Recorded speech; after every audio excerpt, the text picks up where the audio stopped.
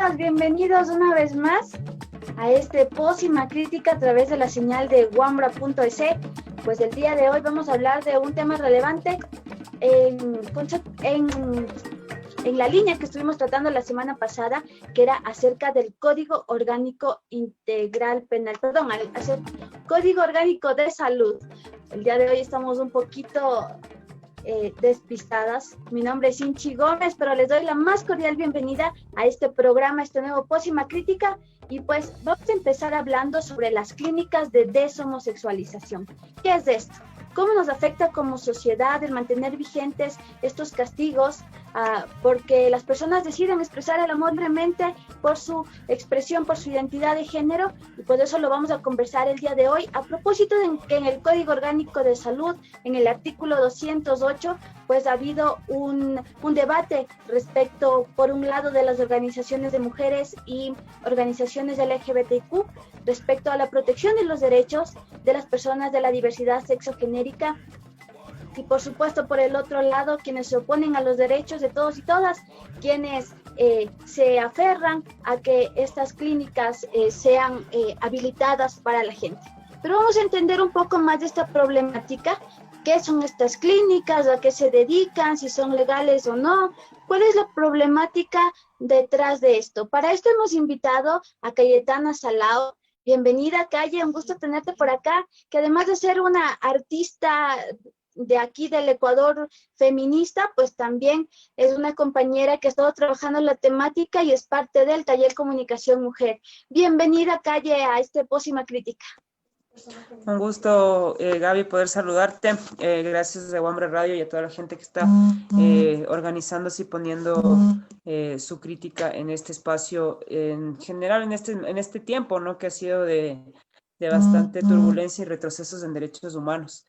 Es bastante curioso que justo en este tiempo se quieran incorporar demandas sociales que han sido exigidas desde hace mucho tiempo. Como saben, aquí en el Ecuador, las clínicas de deshomosexualización, mal llamadas de esa manera, ¿no? Que vienen a ser centros de tortura y prácticas de odio directamente contra la población LGBTI, que por prejuicios sobre la orientación sexual y la identidad de género pretenden que su condición identitaria puede ser corregida o normalizada, digamos, en base a una matriz heteronormada que para el momento viene con sus prácticas a imponerse de manera violenta sobre cuerpos que deciden salirse de esa norma, de la heteronorma, del binario, ¿no? Del hombre y mujer, masculinos y femeninas. En el Ecuador se viene denunciando esto desde el inicio de los años 90, a finales del 89 se dieron los primeros casos.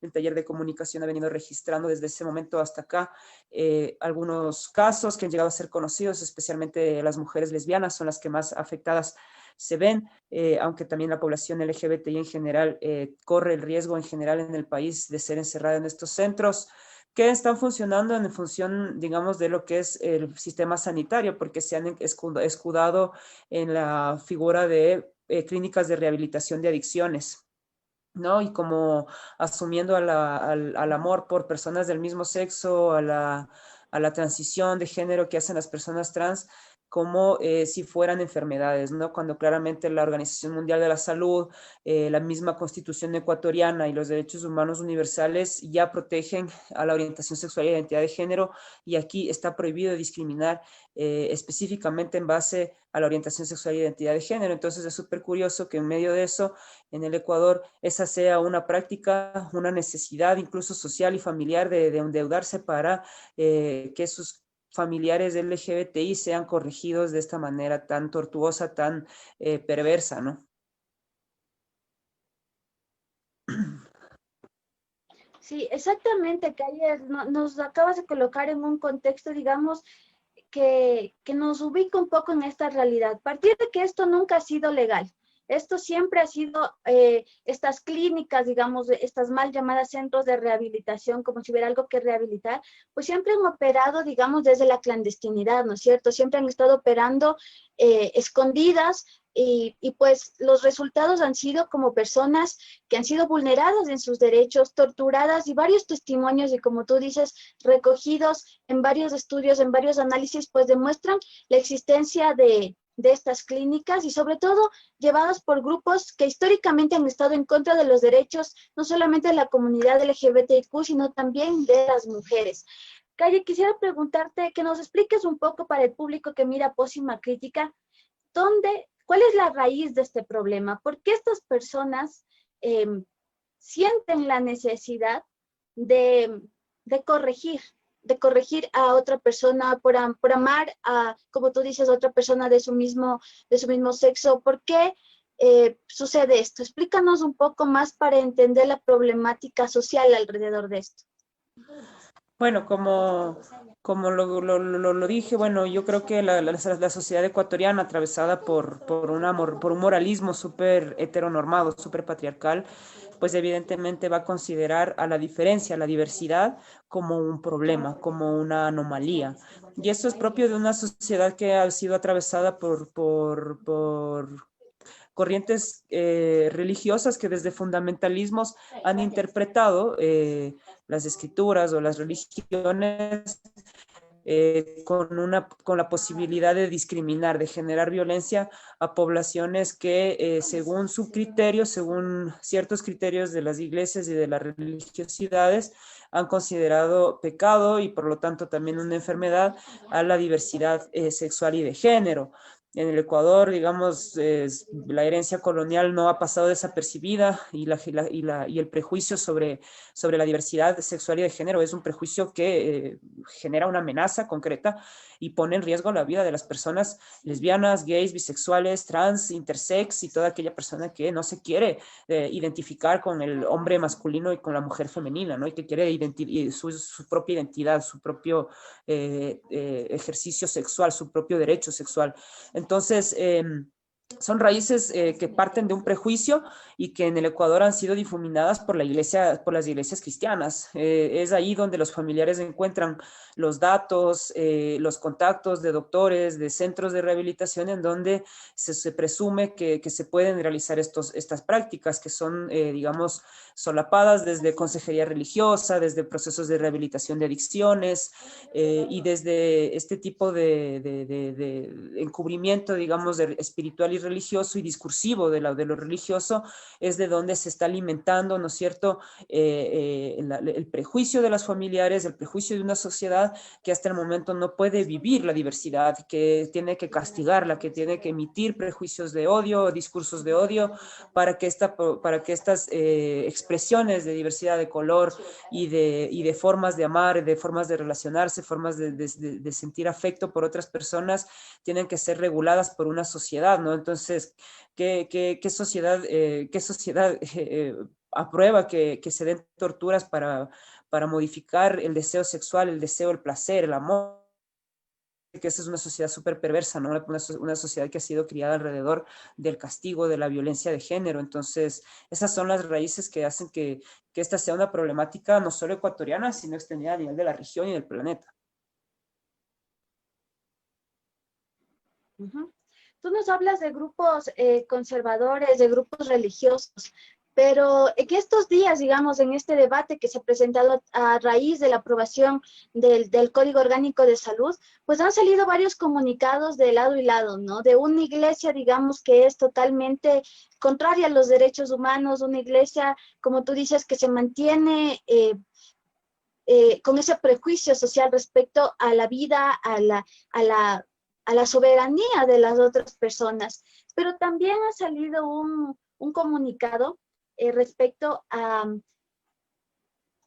en apoyo a esto. Y esto es importante de mencionarlo porque muchas veces cuando recibimos mensajes a través de la gente que nos está mirando a través de la señal en vivo de Wambra, pues nos dicen, no todos los religiosos, no toda la gente es así, no se vayan en contra de la religión. Otro mensaje que nos ponen es, respeten para que les respeten. Pues hay un tema de que hay una estructura religiosa que sí está en contra de los derechos, pero también hay algo como la Red Ecuatoriana de Fe, que a favor de los derechos, no solamente de la comunidad LGBTQ, sino también de las mujeres, del derecho a decidir, de la despenalización del aborto, pues se ha nombrado varias veces y se ha hecho visible. Eso nos parece como importante de mencionar también, de que hay otras formas de pensar y de creer, ¿no? De estas confesiones personales, pues que no ingresen dentro de algo que es el Estado, la legislación, la política pública, y eso nos parece relevante como de entender.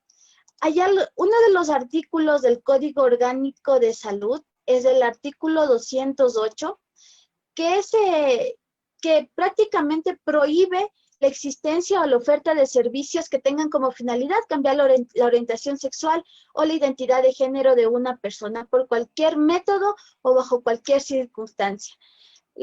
Estos grupos conservadores, estos grupos de antiderechos, pues han estado diciendo que desde las organizaciones de mujeres y feministas, pues están a favor y tergiversando de alguna manera este texto. Cuéntanos cuál es la postura de las organizaciones de mujeres feministas de LGBTQ respecto a específicamente este artículo 208 contemplado en el Código Orgánico de Salud.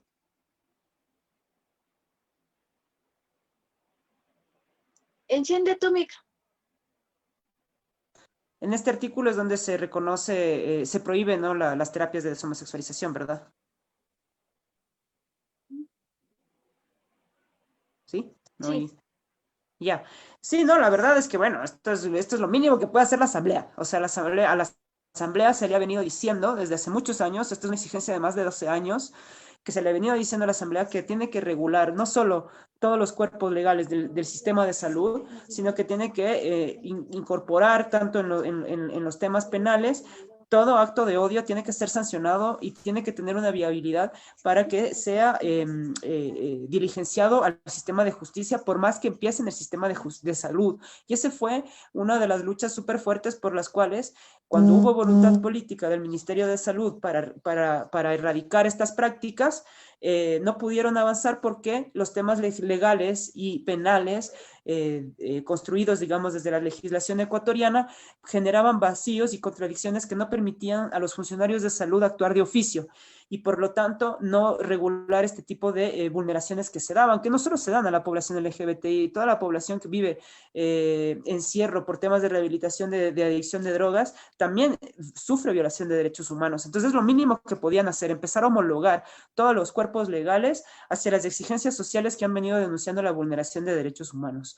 Y esto para la población LGBTI, para las organizaciones de derechos humanos que hemos venido luchando para que esto se reconozca, pues es un logro. Pero evidentemente los sectores sociales que se van a oponer son los que han venido históricamente lucrando con el prejuicio, ¿no? Y quienes lucran con el prejuicio han sido los grupos de poder conservadores y fundamentalistas que han generado no solo retrocesos en los cuerpos de derechos actualmente en el Ecuador, sino que han generado todo un sistema de opresión alrededor del deseo, del placer y de la sexualidad de las personas, que incluso ha topado las agendas de aborto legítimamente trabajadas por el feminismo para que las mujeres podamos decidir cuántos hijos tener, cuándo tenerlos y decidir sobre nuestra vida reproductiva y nuestra maternidad. Entonces, la misma decisión, ¿no?, la misma autonomía por los cuerpos que persiguen las mujeres, las perseguimos la población LGBTI en un país en donde el prejuicio puede poner en riesgo tu vida y puede poner prohibiciones y obstáculos para que accedas a la salud.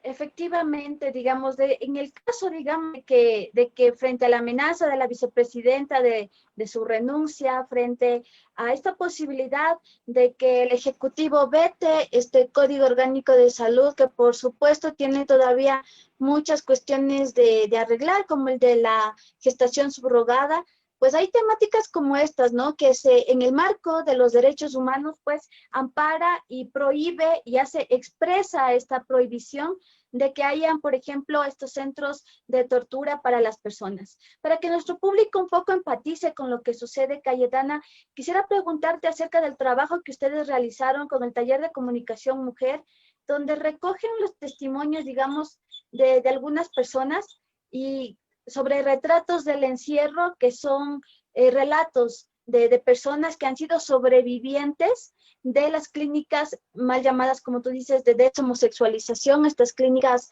de tortura. Cuéntanos un poco acerca de ese trabajo, cuáles son los hallazgos que ustedes nos pueden compartir y por qué es tan importante, digamos, que se mantenga dentro de este código la prohibición de estos centros.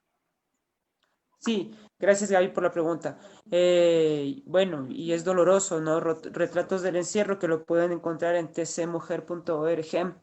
Es un documento que relata 4 testimonios de mujeres lesbianas y una persona queer que sufrieron encierros por parte de familiares. Sus familiares fueron los que les encerraron. Algunos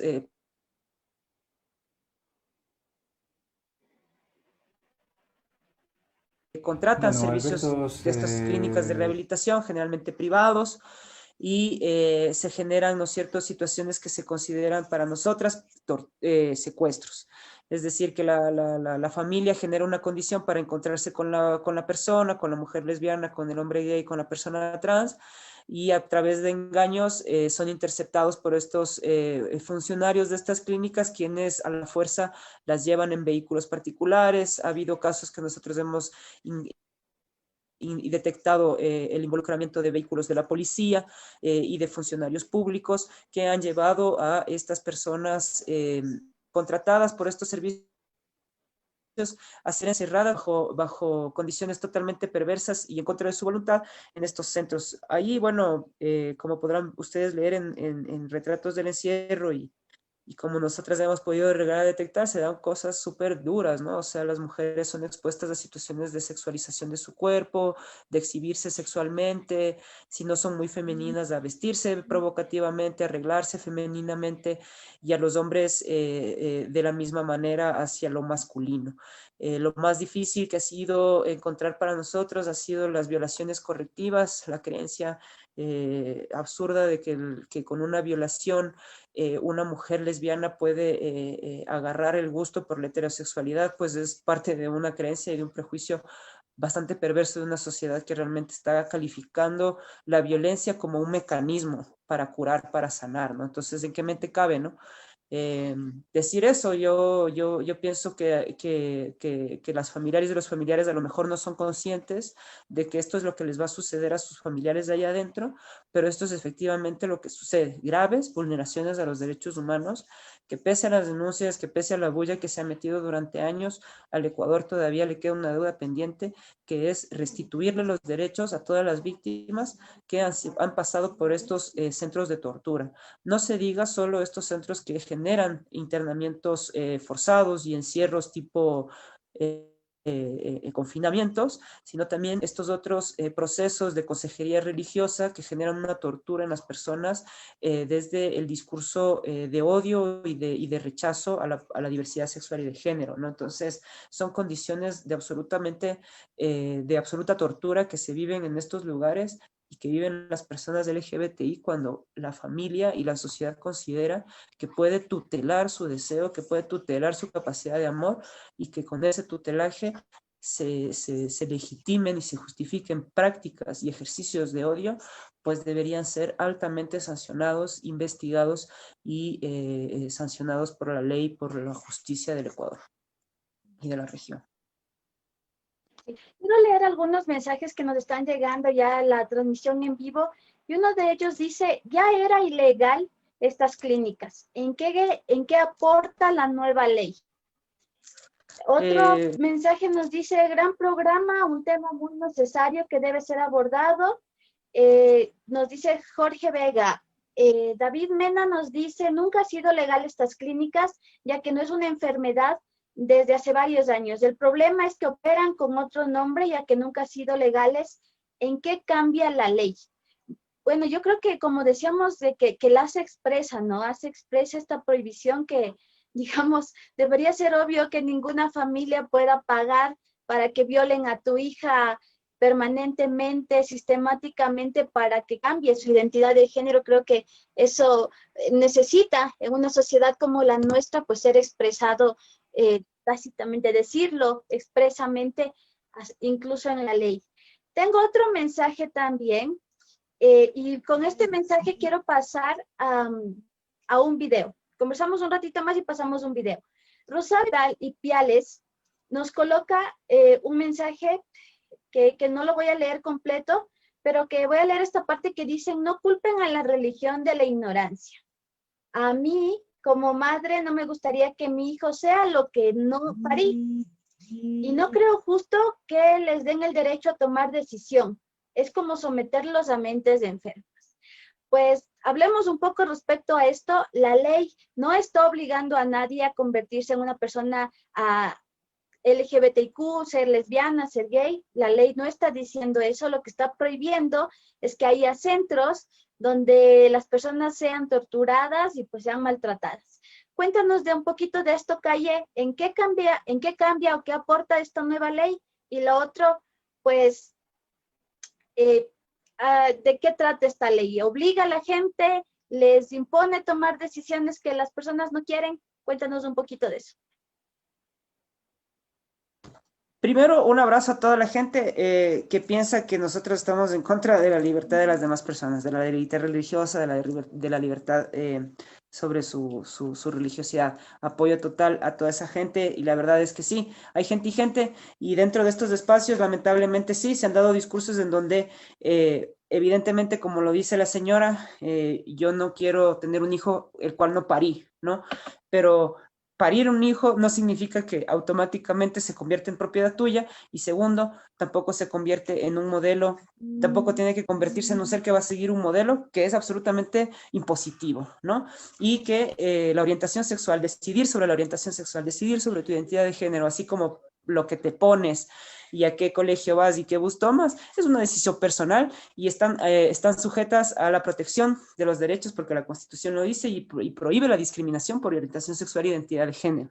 Entonces, querer corregir a una persona por su orientación sexual e identidad de género en el Ecuador, sí es irse en contra de la Constitución y de la letra magna de nuestro país, entonces es súper importante que lo tengamos en cuenta. El Código Orgánico Integral Penal, que es el código que, digamos, viene a tipificar los delitos, ya considera tortura a todos los actos que busquen corregir, modificar o inmiscuirse en la orientación sexual e identidad de género de las personas. Entonces, este ya es un delito tipificado por el Código Orgánico Integral Penal. Lo que faltaba era que esto se vuelva se homologue al resto de cuerpos legales del país, incluido el Código Orgánico de Salud, que tiene que ver con el campo de la salud, no tiene que ver con el campo de lo penal. Esto viene a saldar una deuda social que ha venido los sectores sociales, las organizaciones y los sobrevivientes de estos lugares son de estas prácticas de tortura, son quienes han exigido al Estado históricamente que se reconozca que fueron vulneradas en sus derechos y que se les reparen sus derechos. Pero más allá de eso, que no va a suceder y que no ha sucedido nunca en el Ecuador y que ojalá algún día suceda y yo me equivoque, que a todas y todos los torturados de este país se les reconozca como víctimas y se les repare sus derechos. Más allá de eso, también se le ha exigido al Estado igualar todas las leyes y toda la legislación que tiene el país, todas las regulaciones, para que estas prácticas que son de tortura, que atentan contra los derechos humanos de las personas, sean sancionadas y tengan un mecanismo para llegar tanto a la justicia y también para que en el sistema de salud dejen de funcionar de manera ilegal y clandestina como han venido funcionando hasta el momento. Entonces, son necesidades ante una sociedad perversa que no puede dejar a las personas generar su propia personalidad de manera libre, sino que se le tiene que imponer a base de violaciones y de abusos sexuales y de violencia, identidades sexuales que le acomodan a una moral social, pues eso evidentemente es lo que hacen las regulaciones, venir a prohibir esas prácticas que son nocivas para personas LGBTI, para todas esas personas que tratan de vivir su diversidad sexual, su diversidad de género de manera libre. Así es. Vamos un poco, a propósito de esta pregunta, estábamos preparando un video de, como les decía, hay estas diversas tendencias, hay por un grupo personas que se oponen a los derechos de todos y de todas históricamente, Y pues también hay otro lado, y eso es para la gente también que nos ve y que siente empatía respecto a los temas que estamos tratando, pues les vamos a presentar un video que es de Fray Julián Cruz Alta, y él nos habla sobre el Estado laico. Fray Julián Cruz Alta es un teólogo ecuménico de origen mexicano, es profesor de Historia de las Espiritualidades y Teología Moral. 22 años participa de la Fundación Católicas por el Derecho a Decidir, una organización presente en América Latina y que en México pues también tiene una de sus sedes mucho más grandes. Con esto vamos a ver este video que se llama Hecho por Wambra, que se llama Estado laico, ni la iglesia ni la política criminalizan. Vamos con ese video.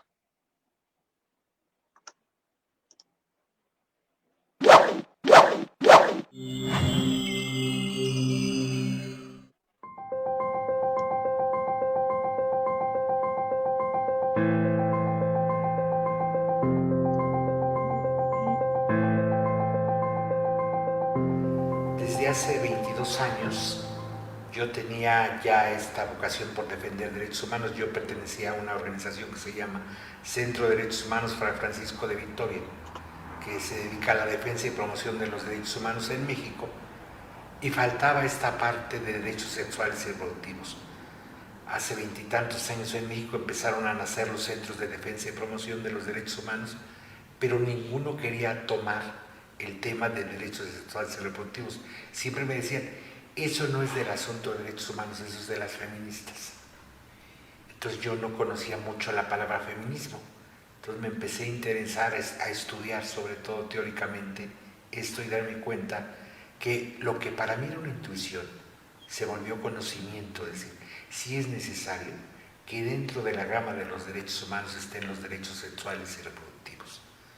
Y entonces por eso me inicié dentro de mi trabajo de derechos humanos en una gama que nadie estaba atendiendo desde los derechos humanos. Ya los grupos feministas existían en México, pero desde la lógica de los derechos humanos no se quería incorporar la temática de los derechos sexuales y reproductivos. Se decía que no era de la temática de los derechos humanos. Entonces eso me atrajo, que había un distanciamiento tremendo entre los grupos de derechos humanos y los grupos de las mujeres, como que eran dos lógicas diferentes, y me voy dando cuenta que es la misma. Los derechos sexuales y reproductivos son derechos humanos y hay que hacer una batalla no solo en México, en toda América Latina, porque sean reconocidos como derechos humanos, porque se mira, es un asunto de mujeres y como de mujeres muy especiales, no de todas las mujeres, las feministas. Entonces, me voy dando cuenta que también que el feminismo no es un asunto solo de mujeres, nos engloba a hombres y mujeres, también va más allá de un cambio de mirada.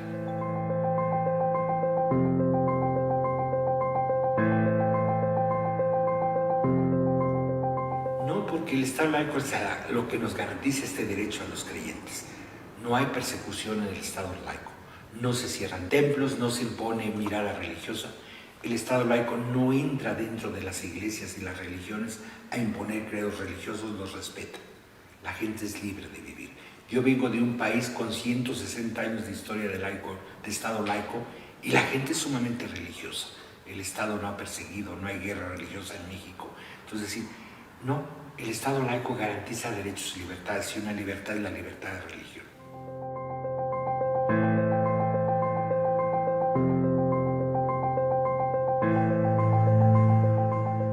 Yo creo que le corresponde no a las iglesias, al Estado, defender estas vidas. Con todo el respeto de las iglesias, el Estado tiene que garantizar asuntos de salud. El aborto no solo tiene que ver con cuestiones éticas, tiene que ver con derechos y con salud pública en este aspecto. El Estado tiene que garantizar el acceso, porque no se mueren todas las mujeres, se mueren las pobres. Lo que se está penalizando es la pobreza.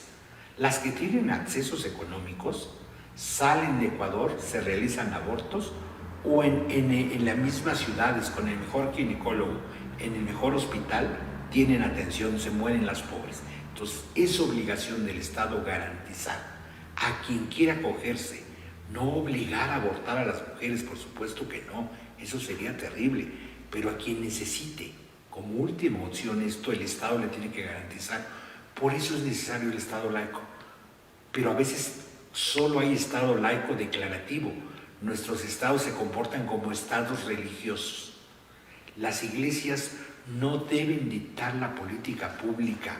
La política pública debe escuchar a toda la sociedad, pero debe tomar el estado de decisiones basados en evidencia científica. Porque otras radios tenemos que hacer.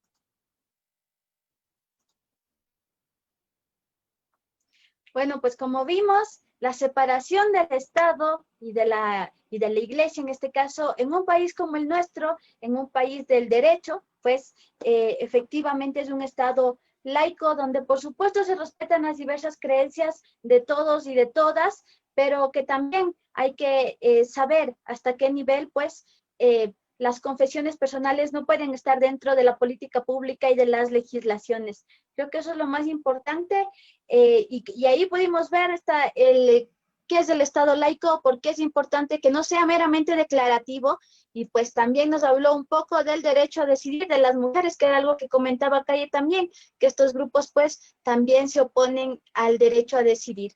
Les cuento, tengo también un testimonio que nos piden que sea anónimo y al interno, y nos cuenta un poco de que cuando esta persona estaba con su pareja, pues fue drogada y despertó después de 2 días y a su compañera la llevaron a una clínica de este tipo y pues tuvieron que pasar varios meses buscándola, declarándola como desaparecida para que puedan encontrar a esta persona.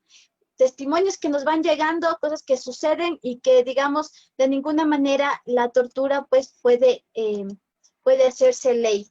Por eso también quiero mandarle un saludo para la gente que está escribiendo. Yun Sánchez dice, los actos que se dan dentro de estos centros de reconversión hacen que hacia las personas que son víctimas son inhumanos. Así es, pues como hemos visto durante todo este tiempo, pues pócima crítica, las consecuencias humanas, las consecuencias físicas y emocionales, pues para las personas realmente son realmente duras. Imaginarnos ser violadas permanentemente día a día hasta que intenten cambiar lo que una siente y lo que una piensa, pues eso es realmente algo inhumano. Sarita Utreras, un saludo para Sarita Utreras Montúfar, que nos dice, hay mal información, está habiendo una tergiversación de la defensa de la libertad en la orientación sexual. Dice, no debemos dejarnos llevar por los poderes que atentan a la vida humana, escuchemos y entendamos las demandas. Esto ni siquiera debería estar en discusión. Ella, en respaldo a lo que estamos hablando, en respaldo a la prohibición de este tipo de clínicas, y pues también levanta ese hashtag que durante días ha estado presente y que es que renuncie Muñoz, fuera antiderechos y aprobación del Código de Salud, que ha sido como varios elementos que la salud no se veta. Creo que eso es muy importante de nombrarles, no solamente con el tema de estas clínicas, de la prohibición de que hayan este tipo de centros, sino también, por ejemplo, del acceso, ¿no? Hablaban un poco de que a partir del Código Orgánico de Salud, pues se va a permitir el aborto y en realidad no sucede eso. Se está teniendo que especificar de que las mujeres que llegan en una circunstancia de aborto en curso a ser atendidas de emergencia, pues sean atendidas y que no sea la objeción de conciencia una excusa para que estas mujeres pues prácticamente mueran en la sala de emergencia de un hospital. De todo eso trata el Código de Salud, lo vamos a seguir tratando en otros programas y pues, Cayetana, un poco para seguir ya con la discusión, después de haber visto como este video respecto al Estado laico, a la separación, digamos, ¿cuál ha sido el trabajo que ustedes vienen desarrollando durante todo este tiempo con la sociedad civil, digamos, con la sociedad para que esta temática deje de ser un tabú, deje de ser un prejuicio y deje de promover la violencia para los cuerpos diversos? Cuéntanos un poco de eso. Bueno, la verdad es que el trabajo que realiza el Taller de Comunicación Mujer ha ido alrededor de registrar este tipo de casos y de revisar cómo están operando estos centros. En algún sentido, al inicio de estas denuncias, la competencia de la regulación estaba en el CONCEP, de la regulación de estos centros de rehabilitación. Luego ha pasado y ahora están en manos del Ministerio de Salud como autoridad sanitaria, y es por eso que es súper importante que el cuerpo de salud, el Código Orgánico de Salud, dado que ha sido en el campo de la salud donde se han dado estos excesos, donde se han dado estas prácticas de tortura, pues tenga que tener esta regulación, ¿no? Gracias a la perversión de la sociedad, tiene que haber este tipo de regulaciones específicas, y lo que vienen a hacer los cuerpos legales en realidad, vienen a normar situaciones que están vulnerando derechos, que están vulnerando y impidiendo, primero, a las personas LGBTI el pleno desarrollo de su personalidad, y segundo, realizando injerencias sobre su vida, en donde corre riesgo su vida por las violencias que sufren, por las vulneraciones que sufren, y segundo, porque el Estado hasta el momento no ha hecho nada. Entonces, una situación que sucede en la total impunidad y donde las familias y los familiares se creen con la potestad de poder mandar sobre el deseo, sobre la identidad, sobre el afecto de sus seres, de los miembros de su familia,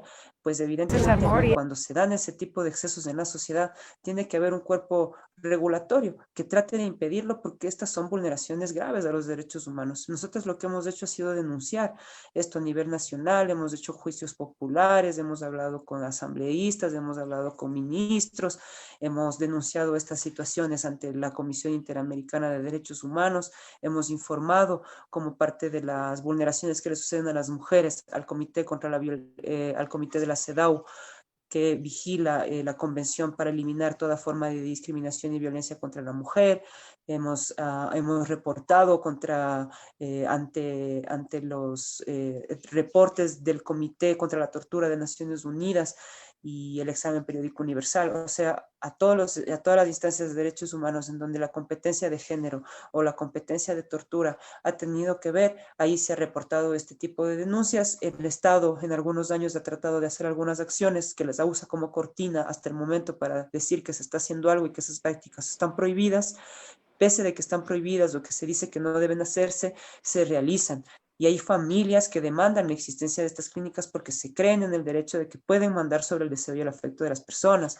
Entonces, ante eso, evidentemente necesitamos una regulación, y pese a que me pese, o sea, sobre el deseo, sobre la identidad, no debería mandar nadie, ni siquiera el Estado debería venir a regular, pero lamentablemente en una sociedad que genera excesos, que genera violencia, que genera discriminación, tiene que haber una regulación que lo prohíba.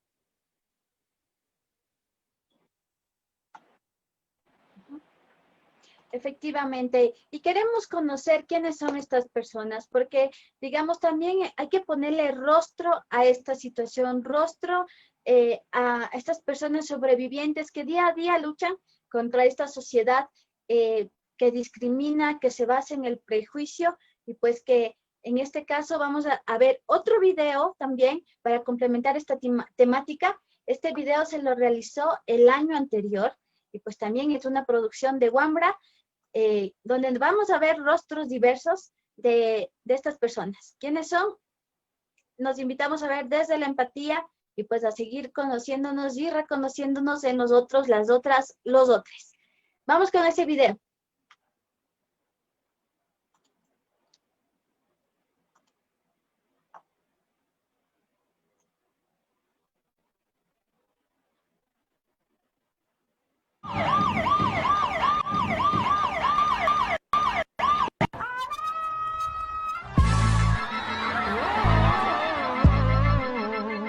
Estoy marchando por los derechos humanos, los derechos LGBTI, y también desde la perspectiva cristiana, y decir que Dios es amor y amor es amor.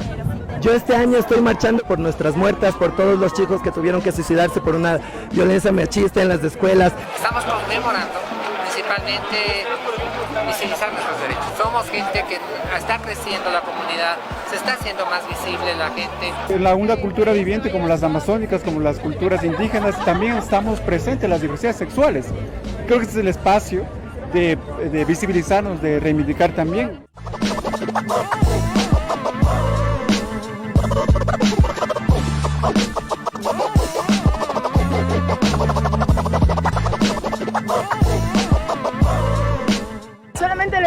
que piensen un poco de que Dios lo que nos enseñó es amar. No importa la orientación sexual de las personas. Usar a Dios como un medio de odio, un medio de discriminación, creo que es un error más grande que puede haber. Yo diría, bueno, que Jesús predicó amor. Siempre estaba al lado de las personas más discriminadas. Están en todo su derecho de ejercer su religiosidad, su espiritualidad, pero no pueden venir a imponer basándose en estas argumentos de que la mayoría y las minorías no. Y un Estado laico prima los derechos humanos, que son fundamentales para dignificar a todo ser humano, más allá de su orientación sexual.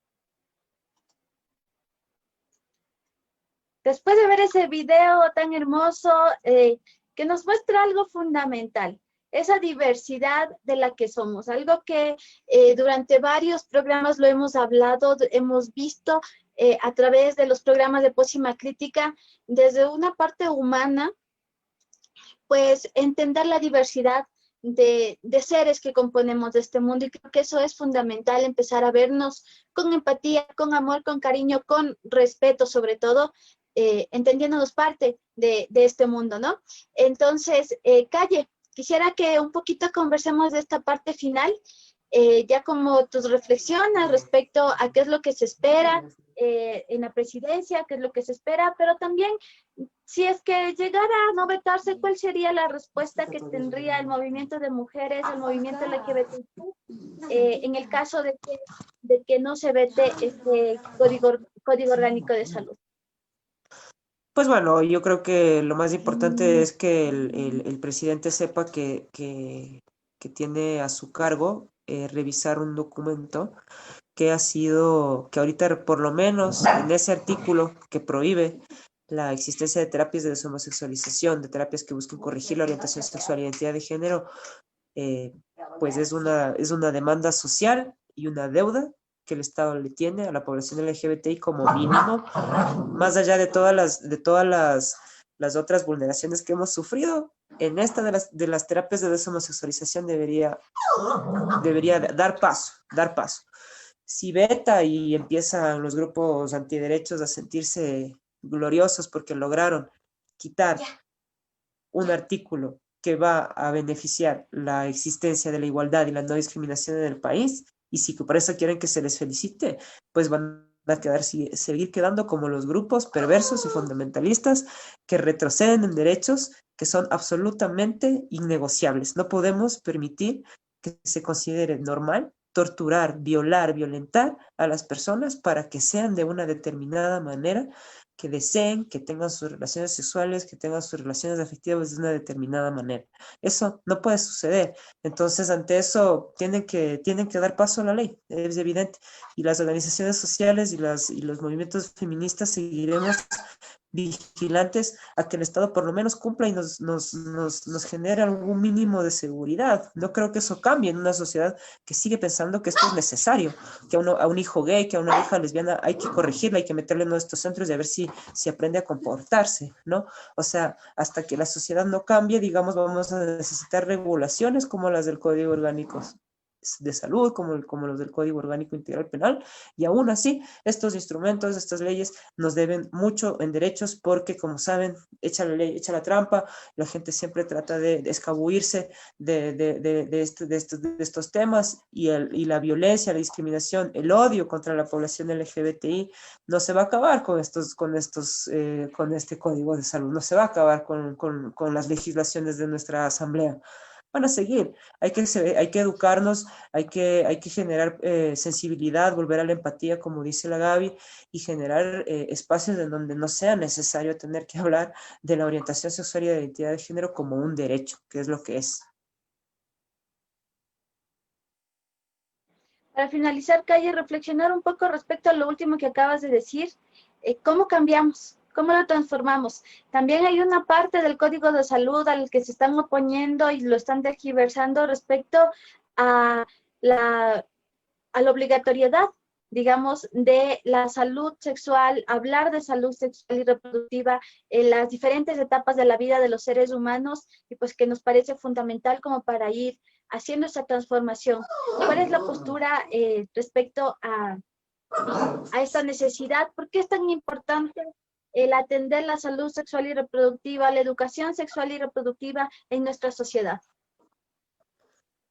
O sea, digamos que en una sociedad que ha venido generando una serie de bloqueos, de obstáculos para que podamos desarrollarnos en nuestra personalidad, para tener acceso a la salud, para tomar decisiones sobre nuestro cuerpo, pues evidentemente lo que necesitamos es seguir reforzando esa parte, ¿no? Y yo, la verdad, pienso que lo que está haciendo en realidad el Código Orgánico de Salud es mínimo a lo que debería hacerse en esta sociedad.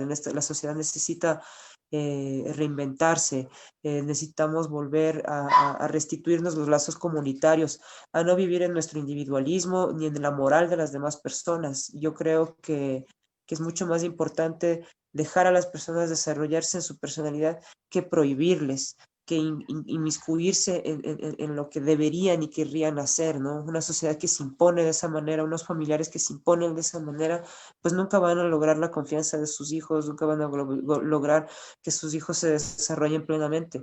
Y en realidad lo que nosotros necesitamos es que esas personas que creen que deben existir las terapias de desomosexualización reciban terapia para poder vivir con la diversidad, para poder vivir abiertamente con libertades, ¿no? Querer seguirnos encasillando y metiéndonos en una estructura rígida cuando la sociedad se está desbordando. Las y los jóvenes piden a gritos nuevos referentes sociales, nuevas identidades sexuales, más información, no solo porque la escuela o la universidad o el colegio no lo diga, no quiere decir que la gente no lo sepa. Acceden al internet, saben lo que es la diversidad sexual, saben lo que es, cómo se pueden realizar abortos.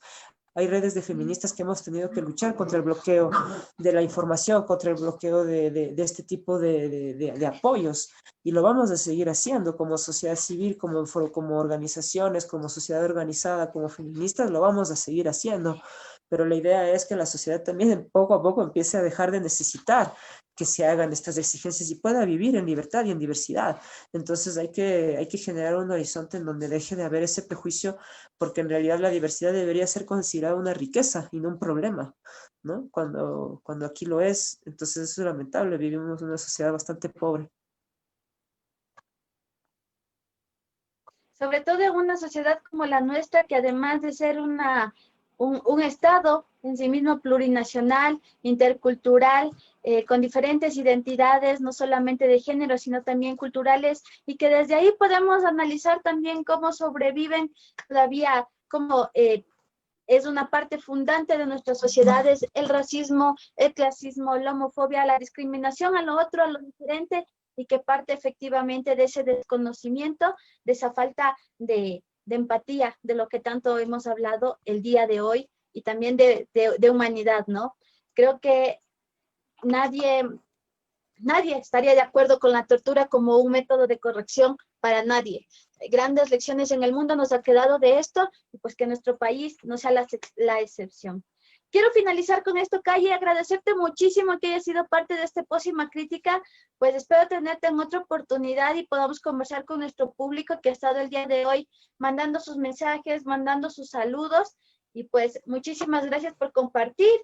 Y vamos a despedir este programa con una canción de Cayetana, porque Cayetana es una artista ecuatoriana pues que le canta a las luchas, a los feminismos, a los transfeminismos, y pues le cantamos también a esa transformación del mundo. Queremos terminar con esto, Calle, despídete, y pues vamos a cerrar con una de tus canciones.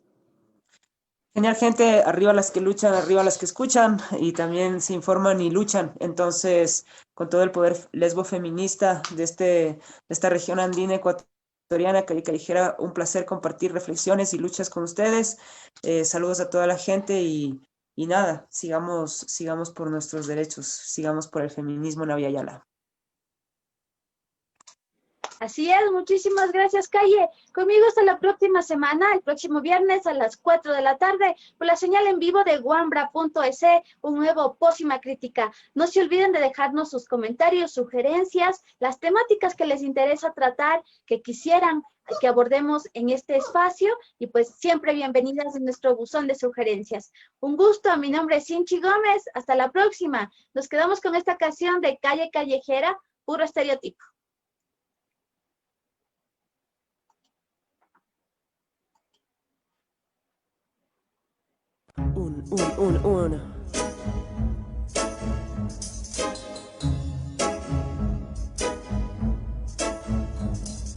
Aquí la gente está atrapada, parte de un cuento, una enmascarada. Realidades encrudecidas, nadie dice nada.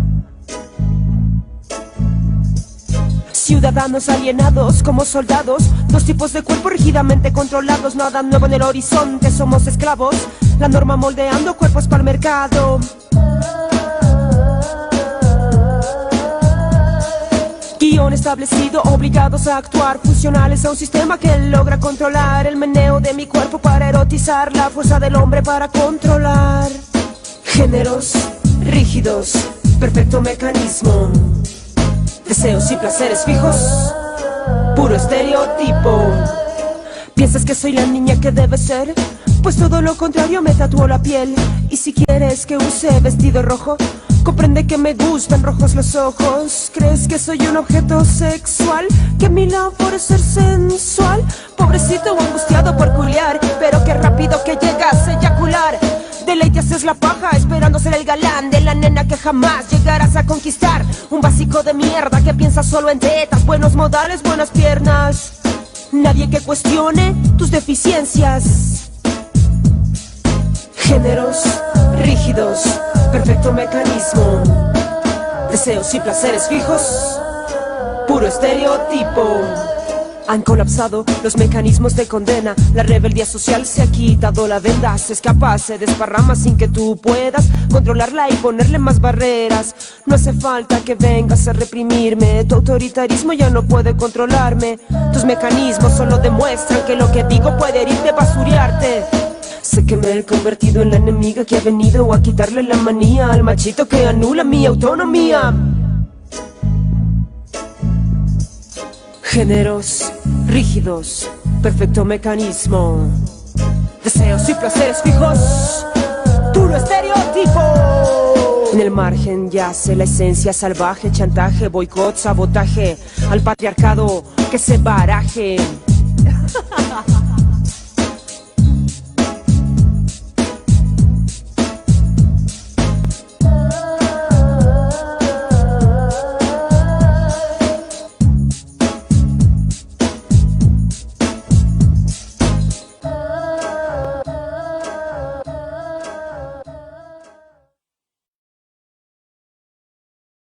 Cualquier persona sabe hablar, pero no todos saben comunicar. Las personas con habilidades comunicativas